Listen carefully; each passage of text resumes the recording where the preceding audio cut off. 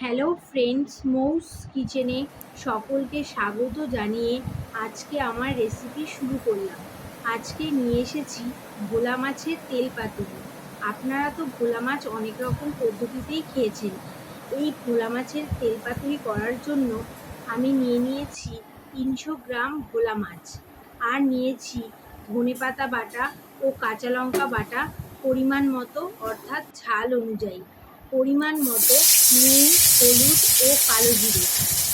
এবার আসছি পদ্ধতিতে। প্রথমে ভোলা মাছগুলি কেটে নিয়ে ভালো করে ধুয়ে নুন হলুদ মাখিয়ে 15 থেকে 20 মিনিট রেখে দেব। অন্যদিকে ধনেপাতা ও কাঁচা লঙ্কা বেটে দেব। এরপর গ্যাসের ওভেন অন করে কড়াই বসিয়ে কড়াই গরম হলে কড়াইতে পরিমাণ মতো সরষের তেল দিয়ে তেল গরম হলে তেলের মধ্যে মাছগুলি, নুন হলুদ মাখিয়ে রাখা মাছগুলি দিয়ে ভালো করে এপিট ওপিট করে ভেজে তুলে নেব।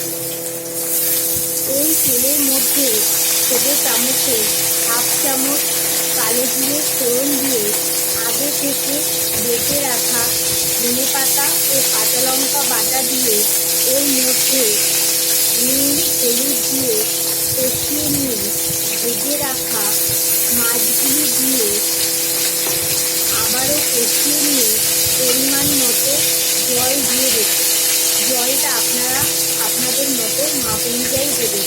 যদি ঝোলটা মাখা মাখা খেতে চান তাহলে অল্প পরিমাণ জল দেবো, আর যদি ঝোলটা বেশি চান তাহলে জলের পরিমাণটা একটু বেশি দেবো। কিছুক্ষণ মিডিয়াম আছে এইভাবে রান্না করে নিলে তৈরি ভোলা মাছের তেল পাতুরি।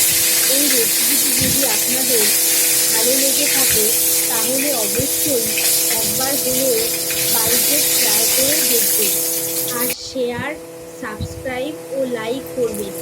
এই ভোলা মাছের তেল পাতুরির সাথে গরম গরম ভাত খুবই সুস্বাদু লাগবে।